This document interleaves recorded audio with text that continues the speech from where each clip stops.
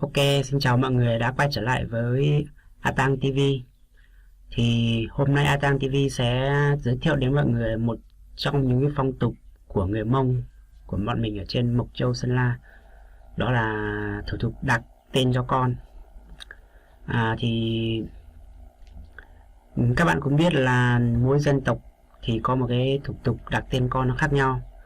Theo như mình biết thì là bên người Kinh ý thì là với lại người Thái ở chỗ mình thì nó gọi là như chắc không có thủ tục gì mà chỉ đợi con tròn 30 ngày thì chắc là làm một tí gọi là bữa ăn xong là gọi là đặt tên con.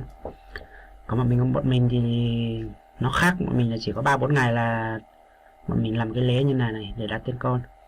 Thì hôm nay mình cũng rất là vui mừng báo mọi người là vợ mình vừa đẻ được viện được một tuần mình về, nên là về nhà được 2 ngày thì bọn mình bắt đầu đặt tên con, làm cái thủ tục đặt tên con như thế này.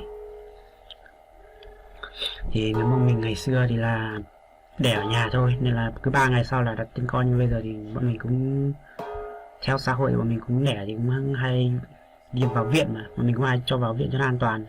Đẻ ở viện nếu mà đẻ thường thì cũng 2 ngày về bọn mình cũng làm luôn. Còn nếu mà bọn mình đẻ mổ hay như này, đẻ mổ hay là mình đẻ ở viện mà ở được tầm 10 ngày ở viện thì mình về nhà thì mình mới làm sao cũng được đấy.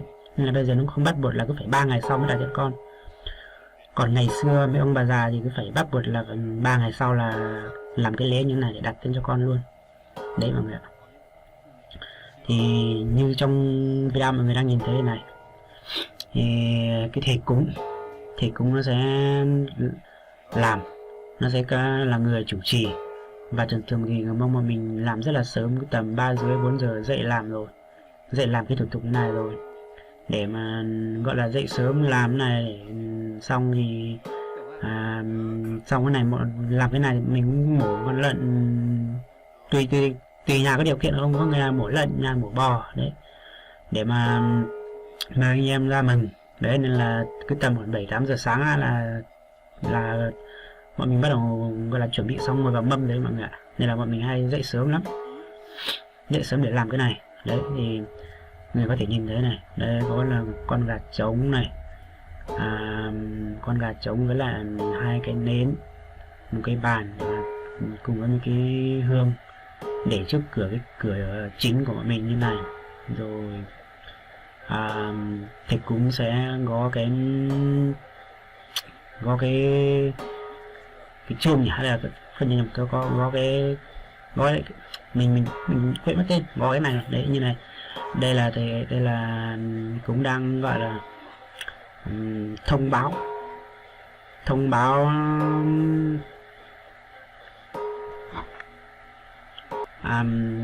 báo đến họ hàng tổ tiên nhà mình là mình có thành viên mới mọi người đấy. Gọi là nhà mình có thành viên mới, đấy là làm cái lễ thông báo đến họ hàng tổ tiên cho mọi người, cho đấy, làm bắt đầu bói cái này để mà ok chưa đấy. Theo như mình biết là như vậy, mình cũng chưa hỏi kỹ.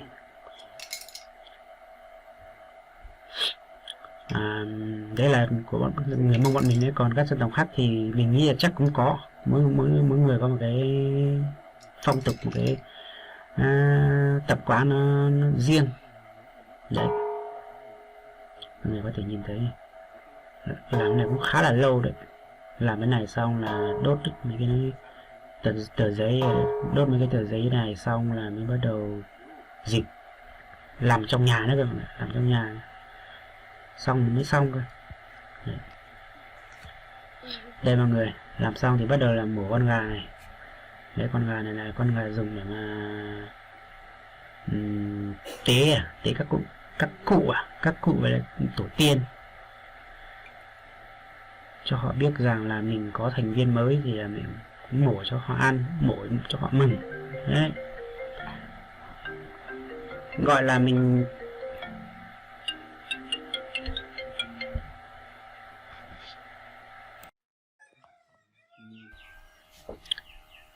tiếp theo đây mọi người, lúc nãy là làm ở ngoài trước cái cửa này đấy.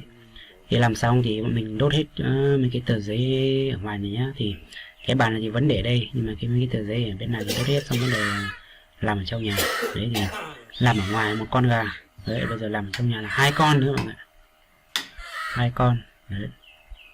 Làm ở đây thì ông thầy mới bắt đầu lúc nãy là gọi là thông báo cho bên các cụ bên tổ tiên nhà mình ý. Xong rồi thì bây giờ trong nhà nhưng vào trong nhà thì bắt đầu đến giai đoạn là nói chuyện với lại, bắt đầu lúc cái này là bắt đầu là lúc mà đặt tên cho con, gọi là mình muốn đặt con tên là gì đấy, thì bắt đầu gọi tên con để mà cho bên tổ tiên của mình biết là tên của con mình là gì đấy. Bắt đầu như vậy gọi tên con các thứ. Thì xong cái này là làm xong cái này thì hình như là cũng xong, hay là còn cái gì nữa thì mình cũng chưa biết, để mình xem tí nữa.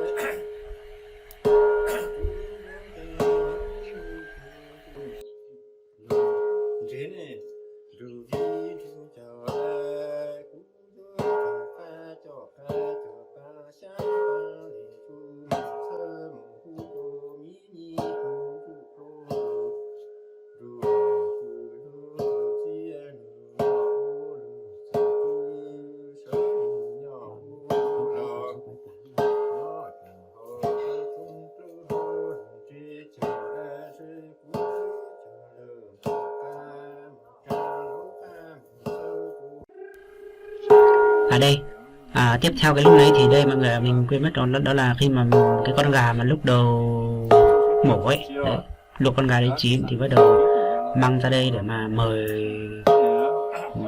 các cụ, mời họ hàng tổ tiên của nhà mình đấy. Còn đây là mời sang này đấy các mọi người đấy, con gà ra đây mời làm các cụ cả hai chén rượu này nữa đấy.